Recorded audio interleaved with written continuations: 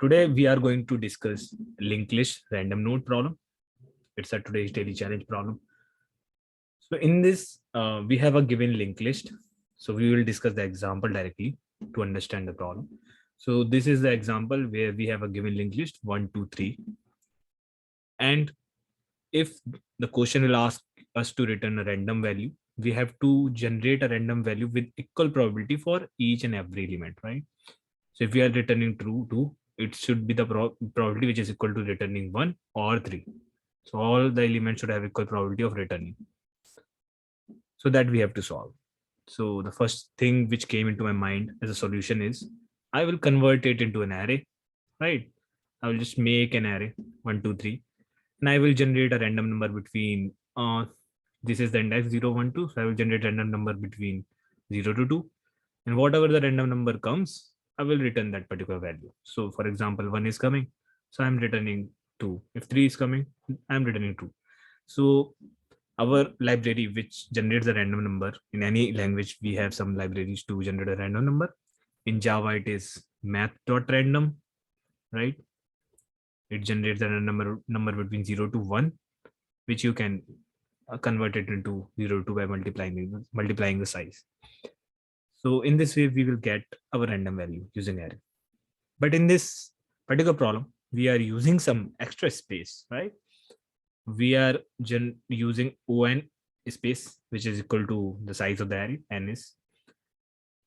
And the time complexity is less because we can generate a random number and we can return it directly using its index on. But this is one of the solution. But in the follow-up question, they ask us a particular solution which can work when the number of elements are not fixed. Right? It can go till like very like infinity. It can keep on increasing length. And the second thing, we have to use the constant space. So in this particular problem, I am using order of n space, but I have to use constant space. So there is one algorithm which is a reservoir algorithm, which I will explain. So in reservoir algorithm, what we do, so if we will create an array of size k, this is k is constant. So in our case, we can use k is equal to 1, but I am just explaining the generalized case so that we can use in different particular questions. So for example, we have a size k array, and this is keep on increasing, right? Keep on increasing. So for example, we are assuming that k is 3, right? So k is 3, I'm assuming. So we will insert all the elements till 3, like 1, 2, 3. Now 4 is coming. So it's the fourth element, right? So we have to decide that it should be in the reservoir. So we call this particular thing a reservoir. So we have to decide that 4 should be in the reservoir. And if it is in the reservoir, where it should be, right? Two questions are there. So both the question can be solved using one thing only. So the thing is, we will generate a random number between 1 or like if index are 0 and 0th index. So between 0 to 3, we will generate a random number. And if our random number is coming less than the k, right, then we will replace that particular value. For example, if we will generate from 0 to 3 and it's coming 1, which is less than k, I'm saying less than k. Okay, so which is less than k? So Vareth index is this one. If we are showing 1, 0, 1, 2 index, so Vareth index is this one. So we will pick this particular index and replace it with by 4. So this is replaced. Now we will do the same thing for 5. We will generate one random number. For example, it's coming 4 random number. So it's actually greater than k, greater than equal to k. So we will leave this 5. We will leave this. We included, right? Now this is our reservoir, and in the last like question will ask to generate a random number. So we will generate a random number between 0 to k. 0 to k means 0 to, in this case is 0 to 2, and we will return that particular value. For example, the random number is coming 2, so we will return this particular value as our answer. Now two questions are there. One is why it's working.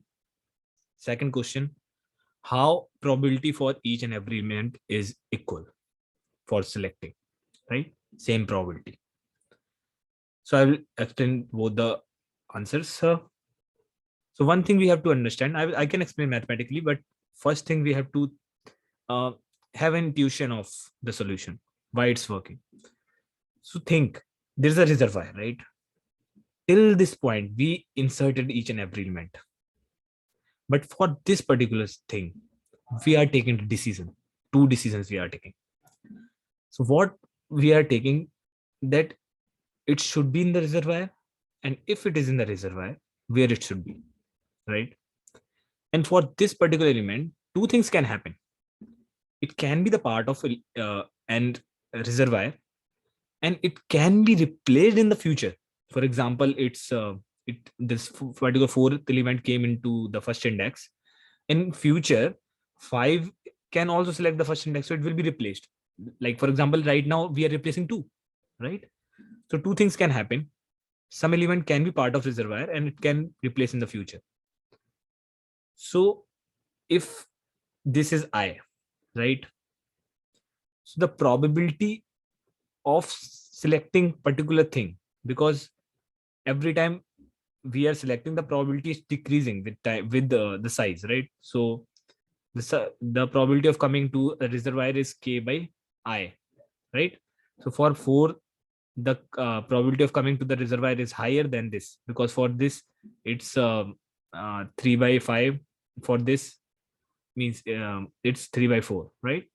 So probability of coming to the reservoir in future is less. So I will say probability of coming in reservoir is decreasing with time, not time, with size, right? In future it's decreasing.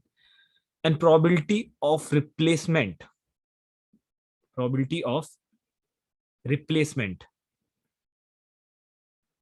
is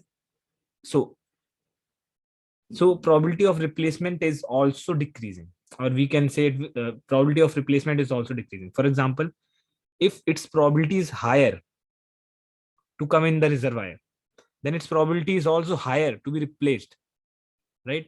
Because in future more elements are there. But if someone is last in the list, then its probability is less, I know, to come in the reservoir. But its probability of replacement is nothing. It will not be replaced because there is nothing in the future. So this thing is compensating each other and coming to a constant probability for each and every element. So this is some intuition. Now I explained it mathematically how it's working. Okay, so that's the thing I have to explain now mathematically. So what's happening here is, for each, like for some particular element, we will say the probability of coming, like the probability of coming to the reservoir is k by I. This is coming to reservoir, and it will not be replaced in future. So now from I, like this is I, now it will not be replaced in this or in future every element. So for this, it will not be replaced for the chance I by I plus 1, right? Total number of elements are I plus 1, and that particular element should not be selected, and other elements are selected, other elements except one element, which is this 4, right? In this case, I'm saying that it will not be replaced. So what is the probability of a single element which is not replaced is I by I plus 1, right? Then again some element is coming and it should not be replaced. Then again it should be I plus 1. Single element will not be replaced, leaving that particular element, and other element can be selected. So I plus 1 by I plus 2. And in this way it will keep on going till the size. So this is n minus 1 upon n, right? Till the size n, it will keep on going. So this thing as like cancel out, and it will come as k by n. So for some particular element, the probability of selecting is k by n, right? So it's independent of I, right? It's independent of I. So we can say that for each and every element, the selection probability is equal. So in this way, I proved it. And we should actually solve this in your own. Try to solve it. It's actually a good algorithm. If you have any problem, then ask in the comment. I will post the code also. Thank you.